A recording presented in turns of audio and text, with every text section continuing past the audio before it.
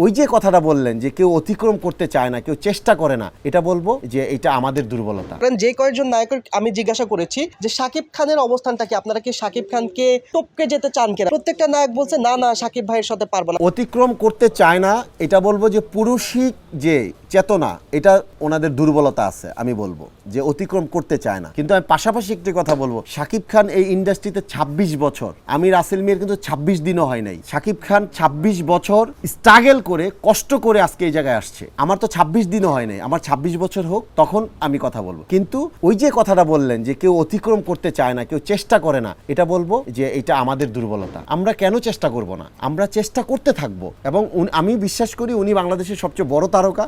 উনি যেন আমাদের মতো যারা ছোট আছে, আমাদেরকে উনি আশীর্বাদের চোখে দেখুক, আমাদের ভালো চোখে দেখুক। উনি সিনেমা ঈদে রিলিজ করতেছেন, ঈদে করুক। ঈদ ছাড়া আমরা যেন হলগুলোকে বাঁচিয়ে রাখতে পারি, ঈদ ছাড়াও যেন আমরা চলতে পারি আমাদের ইন্ডাস্ট্রির কলাকৌশলীদেরকে নিয়ে, এই সুযোগটুকু যেন ওনার পজিটিভ চিন্তা চেতনা থাকে, এটাই আমার ওনার কাছে চাওয়া।